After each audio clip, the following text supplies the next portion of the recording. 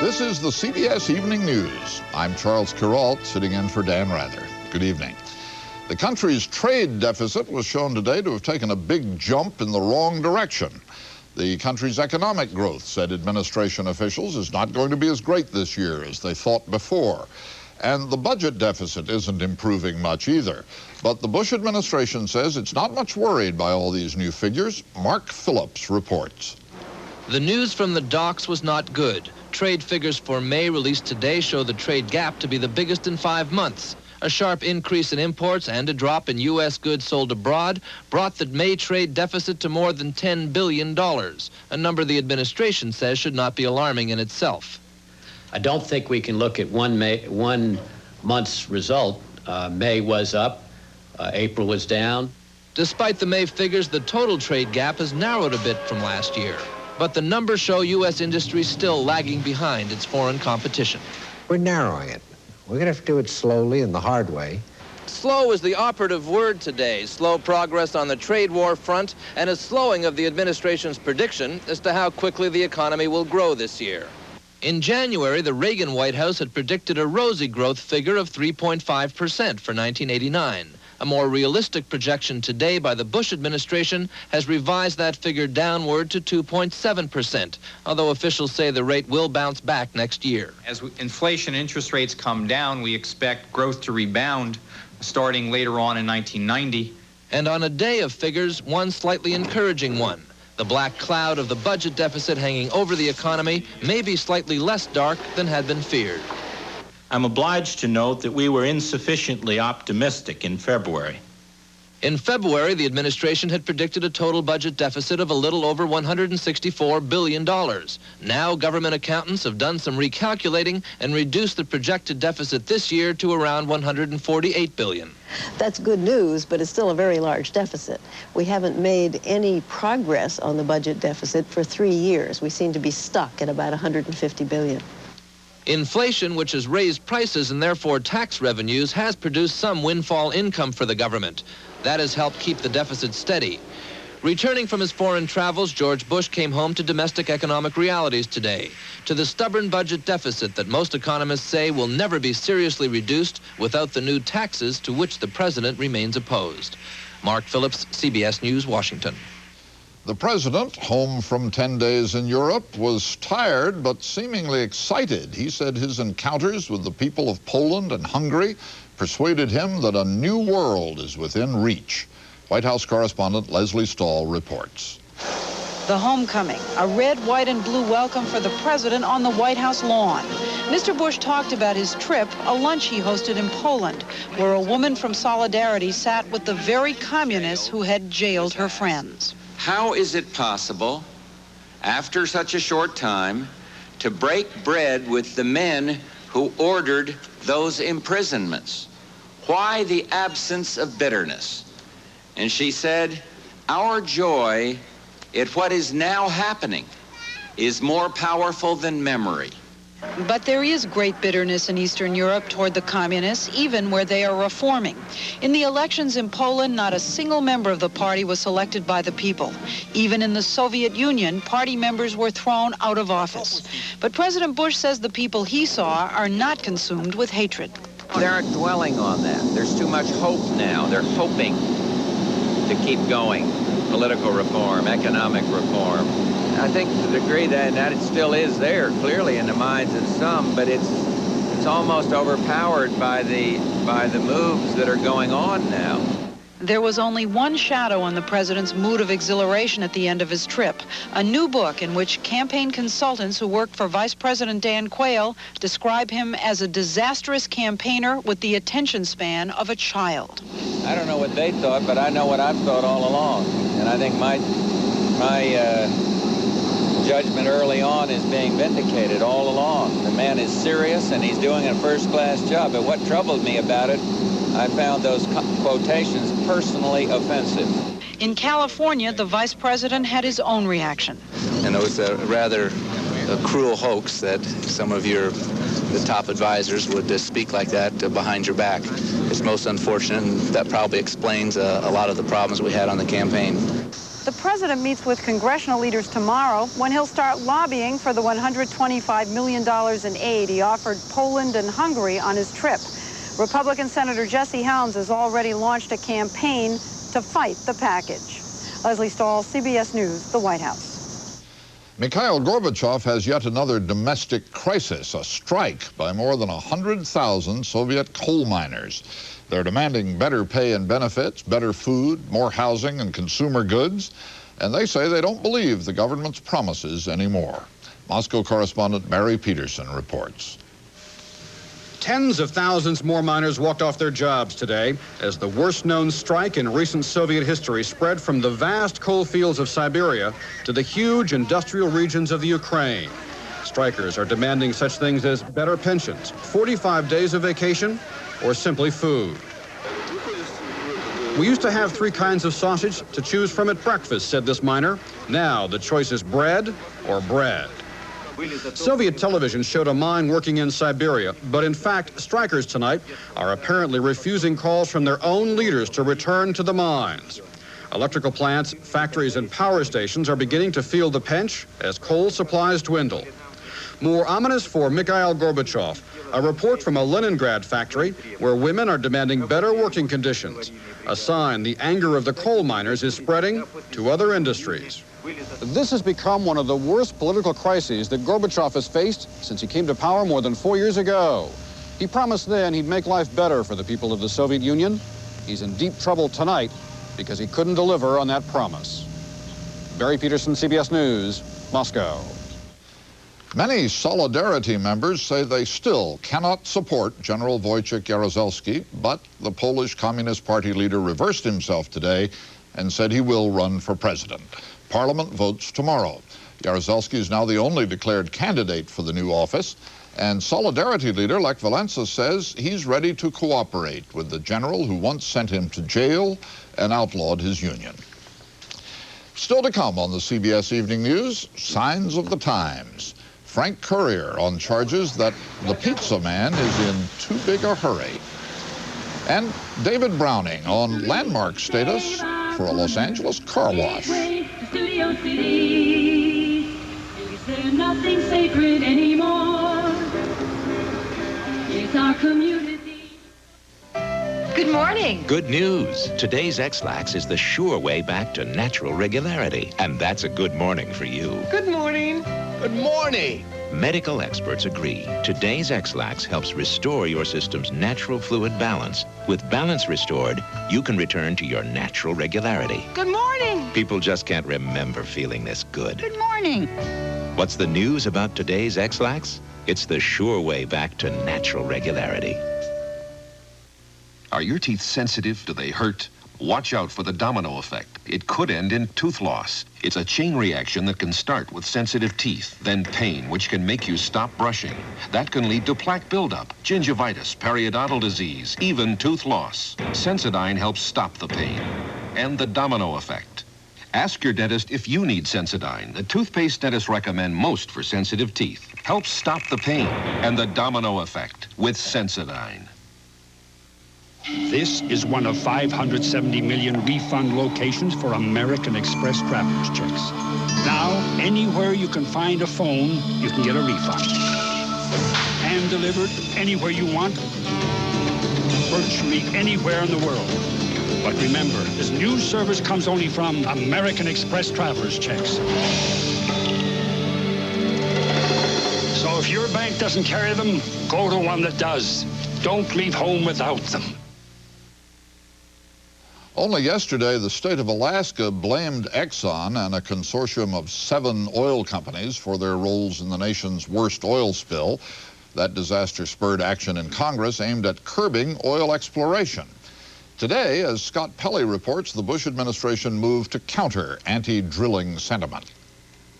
The Bush administration launched a sea battle today with Congress on the issue of offshore oil drilling. This is a time bomb waiting to explode. Interior Secretary Manuel Lujan warned the Western Governors Association that a congressional ban on offshore drilling threatens America's future. The answer to this current energy crisis lies just several miles off our shores and in Alaska. Last week, the House overwhelmingly approved a bill that would halt drilling along much of the U.S. coast until late 1990. The House action jeopardizes the aggressive offshore program of the Reagan administration, created by former Interior Secretary James Watt. It was a program heavily criticized by environmentalists and many in Congress. This is kind of a revised Secretary Watt approach to offshore drilling, whereby they can proceed full steam ahead with selling all of our offshore areas for oil leasing. I don't want to leave the impression with all of you that we're saying that we're going to drill come hell or high water. We're not saying that at all. We are saying we would like to drill in areas where we can do it in an environmentally sound manner. The administration wants to shift the debate from drilling to tankers.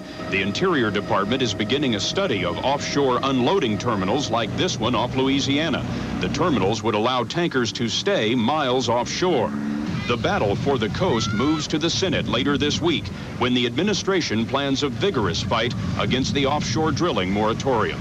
Scott Pelley, CBS News, Los Angeles. 28 states and the District of Columbia now conduct lotteries, but none is like the lottery just approved in Oregon. A report from David Dow. When professional football returns to the gridiron this September, there'll be some new action off-field in a state that doesn't even have a pro team.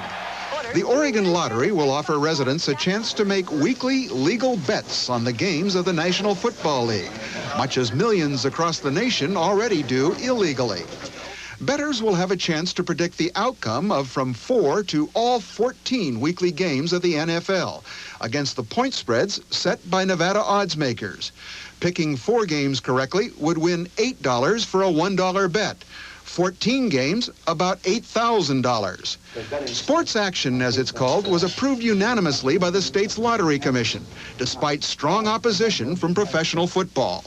The National Football League urges you to send a message that the state of Oregon will not be the place that triggers the insidious specter of nationwide legalized gambling on professional sports. I think there are a lot of people who are currently betting.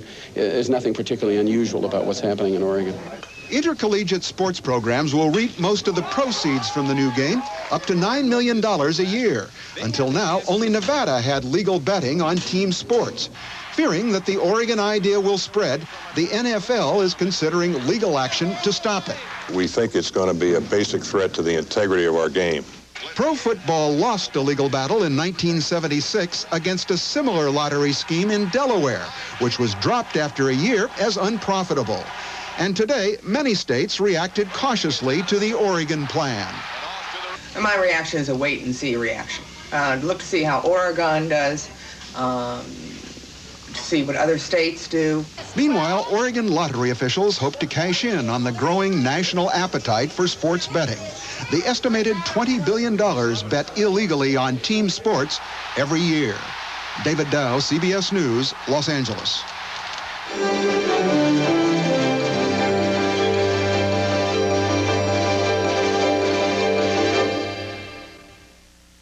Total Raisin Bran has 4 times the vitamin nutrition of your Raisin Bran.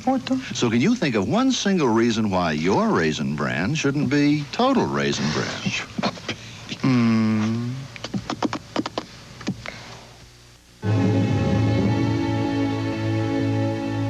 In the mountains of Colombia, they celebrate the coolness of the wind and the warmth of the sun. For only from this land could come the richest coffee in the world. Introducing Maxwell House Colombian Supreme. 100% Colombian coffee made in the finest Maxwell House tradition, with all the richness the land can give. New Maxwell House Colombian Supreme. 100% Colombian richness in every drop. I never was much on investing. I couldn't trust people who had all kinds of ideas on what to do with somebody else's money. But the time comes when you gotta stretch what you got. So I checked with AARP. Got a lot of information, advice on credit unions, investment plans, and funds. I'm doing okay. But you know what I like even more? I trust them. Can't say that about everyone. AARP, making a difference. When my minor arthritis pain acts up, even little things are a big effort. But I don't take aspirin anymore. I take Advil. Advil gives me hours of relief from arthritis pain, and it's gentler to my stomach than aspirin. Advil, advanced medicine for pain. 10 years ago tomorrow, a victorious guerrilla army marched into the capital of Nicaragua, and the people danced in the streets. Tomorrow, the Sandinista Liberation Front is planning a 10th anniversary rally in Managua, but as Doug Tennell reports, some Nicaraguans will be sitting it out. The Sandinistas have one clear-cut accomplishment to celebrate 10 years after their revolution. They are still very much in power in Nicaragua. If elections were held here tomorrow, a recent independent poll shows President Daniel Ortega would win. But Ortega's regime is planning a low-key anniversary celebration all the same. There just isn't much to shout about in a nation that in the last 10 years has become one of the poorest countries in the world. The average Nicaraguan is eating only 2 meals a day. Many children are not able to go to school. Many children do not have access to milk. The Nicaraguan economy has not simply collapsed. It is disintegrating before our very eyes. The Sandinistas' response blamed the trade embargo America slapped on Nicaragua 4 years ago, declare a new package of economic reforms to try to boost production, and tell producers to cooperate or else. And now they're taking our coffee farms from people that know how to produce and are going to be taken over or given to, if they give it to, peasants that don't know how to plant coffee. When Nicolas Bolaños tried to rally other coffee growers against the economic plan, the Sandinistas responded by seizing the Bolaños family's coffee farms. A few days ago, Bolaños received the government's permission to salvage equipment from a farm his family has worked since 1907. Sandinista representatives, some of them armed, gave Bolaños until noon to get the machinery off the property. Daniel Ortega had even mentioned that and promised that there will be no more confiscations. Although he's been promising that since 1980. Ortega accused Bolaños and other growers of conspiracy. We cannot tolerate these rich people, he says, who want to sabotage the economic plan. The Sandinistas have promised that the campaign for next February's elections will be free and open. But Nicolas Bolaños has already discovered the limits of dissent here and paid dearly for it. For nearly everyone in Nicaragua, this will be a subdued, almost somber anniversary. For some, it is just a birthday of broken promises. Doug Tennell, CBS News, Managua. The president of Kenya set fire to $3 million worth of elephant tusks today. The tusks were seized from poachers. The bonfire was to dramatize Kenya's support for a world ban on the ivory trade. Illegal hunting has reduced the number of African elephants by more than half in the last 20 years, threatening Kenya's tourist trade. An ivory ban has wide support in the West, but it's opposed by South Africa and some of its neighbors, who say they've protected their elephant herds while allowing some controlled elephant hunting.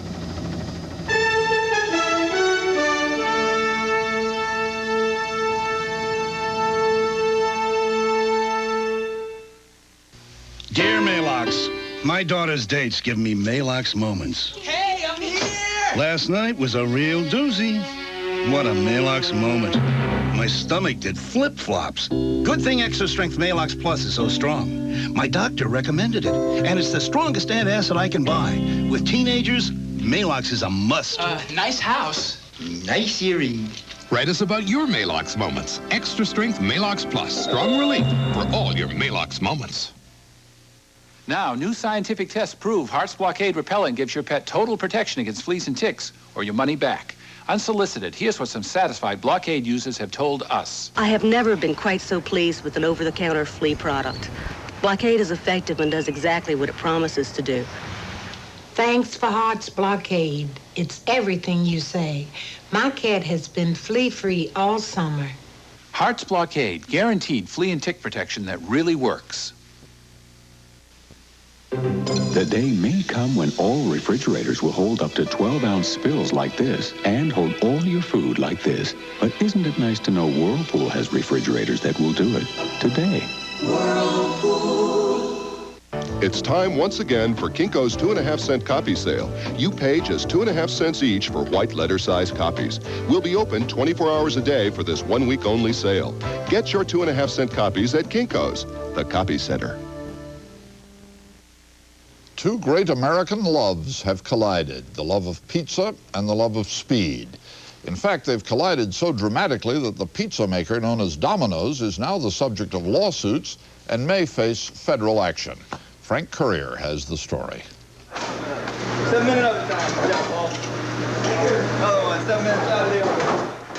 It's not cheese, it's speed that has made Domino's the largest home delivery pizza chain in America. We'll have it to your door in 30 minutes or less, or you'll receive $3 off the price of your pizza. But speed and that 30-minute guarantee are what safety critics call danger to go. Domino delivery drivers, they say, were involved in accidents last year that killed 20 people, and many more were injured. I'm sure there's some others out there. I don't know who they are. But I know they can understand how I feel. In Plainfield, Indiana, Suzanne Boutros' 17-year-old son, Jesse, was killed instantly last month when his Domino delivery truck skidded off a slippery road and slammed a phone pole. Boutros and her neighbors are petitioning door to door and will ask Congress to impose a federal ban on home delivery deadlines. In order to save children's lives? Yes. I agree. Okay. I would hope that my children would never be under that much pressure. Others, like Frank and Mary Jean Kranick of Pittsburgh, are suing Domino's. They were injured when a Domino driver slammed their station wagon in this intersection. Kranick remembers the store manager rushing to the scene. He came down and he grabbed the pizza out of the Domino's driver's car and said, "Let's get this pizza on the road." And I just couldn't believe, with all the damage there, that he's worried about an $8 pizza. Kranick's lawyer says he knows of at least 70 cases of death or serious injury involving Domino drivers in a hurry. The nature of the time deadline causes the drivers to react in a reckless fashion. Domino's won't divulge accident statistics and is backed off from what a company spokesman said previously about last year's 20 fatalities, that the total amounts to about 1 death for every 11.5 million pizzas delivered. Domino's says the speed is in the kitchen, where the pizzas are churned out in only 10 minutes, leaving another 20 for the driver to safely meet the time guarantee. We have posters in many of our stores, or all of our stores at this point, saying the hustle stops when you get in the car. The company says there's a policy against penalizing drivers for late deliveries, and each worker must complete an 8-hour safety training course. But former drivers call the Domino theory of deadlines and pressure a recipe for disaster. You have to speed, and it's just implied. They tell you to hustle, but I mean, that's just, their euphemism for speeding, Blaming late pizzas on bad managers, not drivers, Domino's vows to stick by its controversial guarantee, insisting it is safe. But is any pizza really worth risking a life, critics ask? And in the rush to keep a 30-minute promise, they wonder how many more lives may be lost on the run. Frank Courier, CBS News, Chicago. Officials of the nation's big cities are praising an agreement to count minorities more carefully in the 1990 census. This could mean more federal money for some cities. It could mean a change in congressional representation.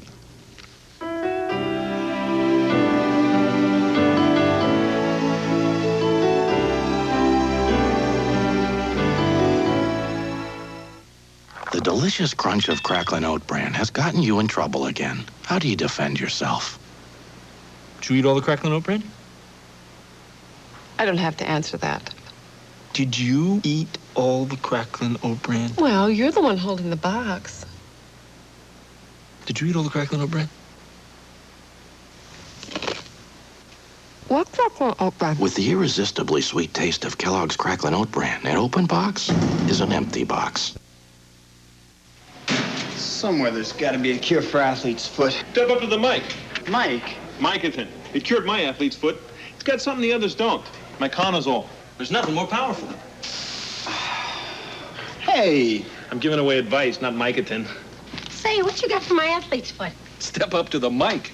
Mike? Micatin. It cures athlete's foot. There's even a deodorant Micatin. Then I'll take the Micatin. To go. Step up to the cure. Step up to the mic. Micatin. Look for new economy-size powder. to my beautiful wife. It's nice to know he still loves the way you look. And if you wear dentures, you can count on Effordent to freshen up dentures and clean away stains so well. With Effordent, all you'll notice is you. For the same calories in this, you could be enjoying this. This is low in fat, but so is Baskin-Robbins' new Low, Light, and Luscious with NutraSweet. It's sugar-free, 97% fat-free, 1/3 less calories than ice cream, and a taste that's all Baskin-Robbins. In Los Angeles, the Cultural Heritage Commission will vote tomorrow on whether to designate a new city cultural monument. It would be the 321st official monument to Los Angeles culture. They're serious about this, so David Browning reports. In Los Angeles, the land of the freeway, a good car wash is hard to find. Just about the only place we're going to stop by and wash the car real fast. No wonder, then, that a plan to bulldoze this car wash in the suburb of Studio City and build a shopping mall in its place has the neighborhood all sudsed up. People around here don't want it. They simply don't want that kind of change. Save our corner, save our precious history. They are singing the Tearing Down the Car Wash Blues, trying to pressure the city to block demolition not only of the car wash and gas station, but Tiny Naylor's coffee shop next door, too. No, we're trying to save this corner, honey. Don't tear it down. And to keep that from happening, fans of the car wash and coffee shop are asking the city to declare it all a cultural and historical landmark. Well, I'm a licensed architect, and I can see this place as being a statement from the past. True, the gas station and car wash have starred in several movies, including the historic production Earth Girls Are Easy. But a landmark? The developer who wants to tear it all down calls that a joke. And it's an absolute abuse. It trivializes the whole thing. We will use every legal means possible to oppose this. But the chairman of the city's Cultural Heritage Commission thinks the car wash may indeed be worth preserving. Personally, I have to vote. I'll definitely vote for a cultural monument on the cultural side. All of which you might chalk off to summer silliness. But the car wash versus the shopping mall argument has touched a nerve in Los Angeles. There's considerable sentiment the city is already overbuilt. Too many mini-malls, all featuring videos, yogurt, traffic congestion, and places to get your nails done. There's too many mini-malls. Every corner you go to, there's another mini-mall. They're ugly. We have enough of them. We need car washes and gas stations. Maybe so, but some architects are shocked at the idea of making the car wash a monument.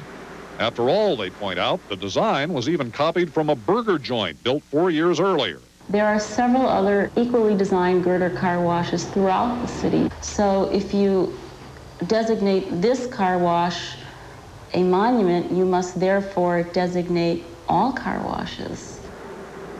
Whatever the outcome, there's no argument the car wash is positively ancient by Los Angeles standards, built in 1961. Can you imagine? Why, they hardly even had hot wax back then. David Browning, CBS News, Studio City, California.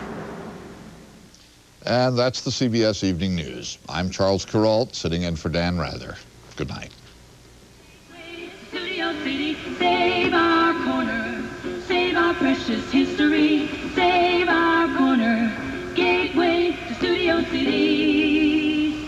Is there nothing sacred anymore?